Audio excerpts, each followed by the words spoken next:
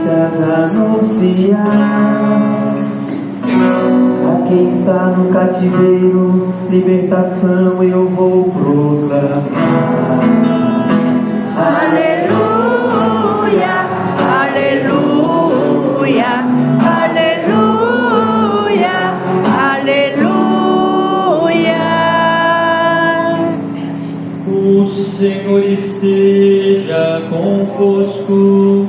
Ele está no meio de nós. Do Evangelho de Jesus Cristo, segundo São Lucas. Glória a vós, Senhor. Muitas pessoas já tentaram escrever a história dos acontecimentos que se realizaram entre nós, como nos foram transmitidos por aqueles que desde o princípio foram testemunhas oculares e ministros da palavra. Assim sendo, após fazer um estudo cuidadoso de tudo que aconteceu desde o princípio, também eu decidi escrever de modo ordenado para ti, excelentíssimo Teófilo. Deste modo, poderás verificar a solidez dos ensinamentos que recebestes. Naquele tempo, Jesus voltou para a Galileia com a força do Espírito, e sua fama espalhou-se por toda a redondeza. Ele ensinava nas suas sinagogas e todos o elogiavam. E veio à cidade de Nazaré, onde se tinha criado. Conforme seu costume, entrou na sinagoga no sábado e levantou-se para fazer a leitura. Deram-lhe o livro do profeta Isaías. Abrindo o livro, Jesus achou a passagem em que está escrito: o Espírito do Senhor está sobre mim, porque Ele me consagrou com a unção para anunciar a boa nova aos pobres. Enviou-me para proclamar a libertação aos cativos e aos cegos a recuperação da vista, para libertar os oprimidos e para proclamar um ano de graça do Senhor. Depois fechou o livro, entregou-o ao ajudante e sentou-se. Todos os que estavam na sinagoga tinham os olhos fixos nele. Então começou a dizer-lhes: hoje se cumpriu esta passagem da Escritura que acabastes de ouvir. Palavra da salvação. Glória a vós, Senhor.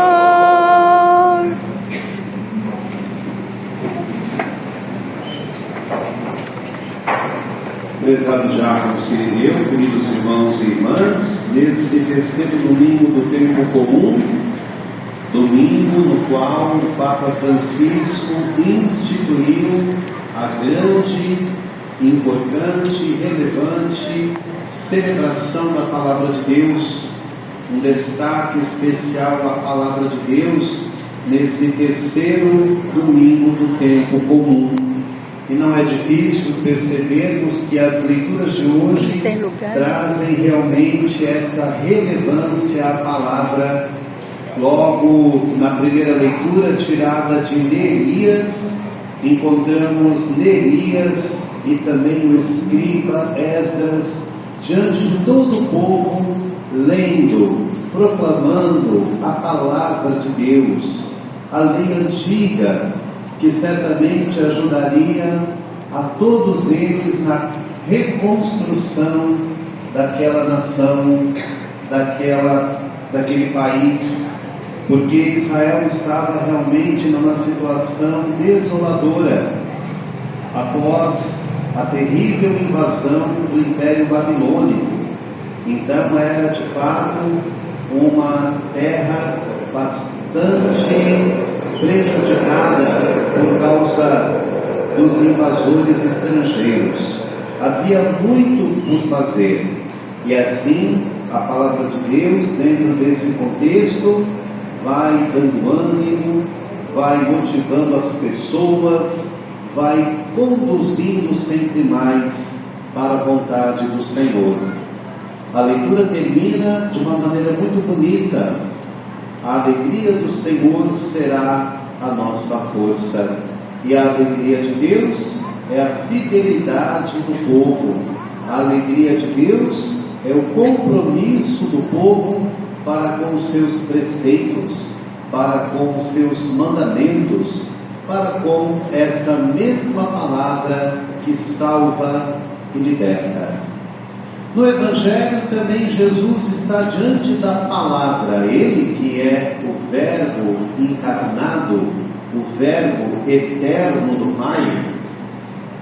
Na sinagoga de Nazaré, abre o rolo do profeta Isaías, porque quando a gente lê no texto que ele abriu o livro, dá a impressão de ser um livro igual ao que nós conhecemos, mas cabe lembrar que na antiguidade os livros, por assim dizer, eram escritos em papiros, em peles de animais, e assim, naquele contexto da sinagoga, é dado a Jesus esse rolo do profeta Isaías, e exatamente ele vai encontrar a passagem que nós escutamos hoje, conforme nos relata Lucas, que identifica a sua missão. O Espírito do Senhor está sobre mim, porque Ele me consagrou uma unção para anunciar a boa nova aos pobres. Enviou-me para proclamar a libertação aos cativos e aos cegos a recuperação da vista, libertar os oprimidos e proclamar o ano da graça do Senhor, o ano do jubileu. Aliás, nós estamos também vivendo um ano jubilar, inaugurado pelo Papa Francisco na noite de Natal. Então, esse trecho do livro de Isaías resume a missão de nosso Senhor Jesus Cristo. E observando atentamente toda a sua vida pública, facilmente reconheceremos a concretização desse plano de vida, desse projeto de vida, desse programa de vida.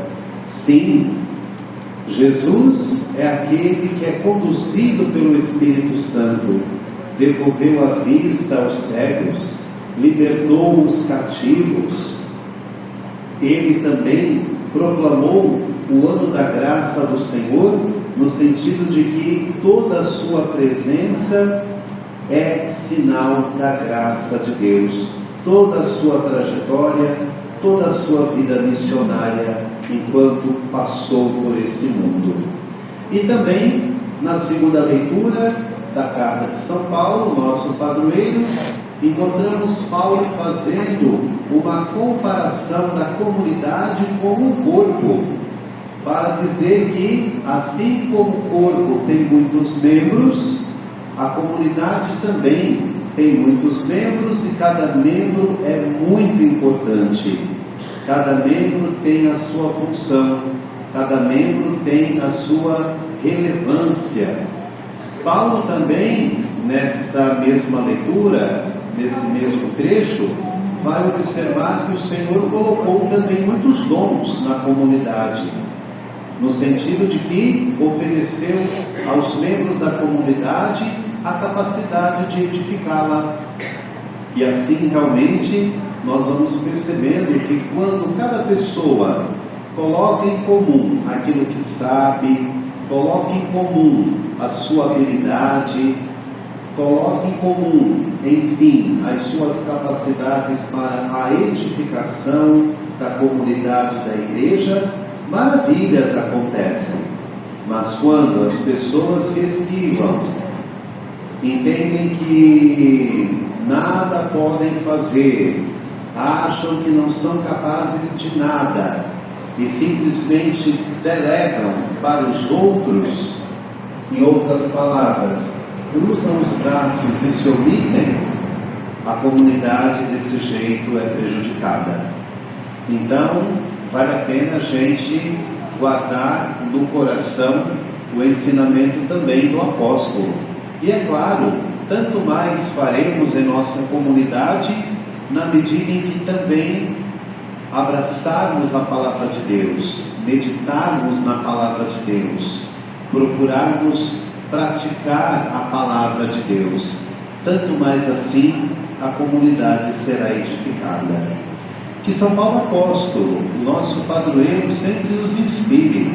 De fato, no Novo Testamento encontramos as suas cartas, e nessas cartas lições preciosas para a nossa vida, para o nosso crescimento cristão. Em suas cartas nós também vamos aprendendo como agir a fim de agradar a Deus. São Paulo Apóstolo, rogai por nós. Em pé.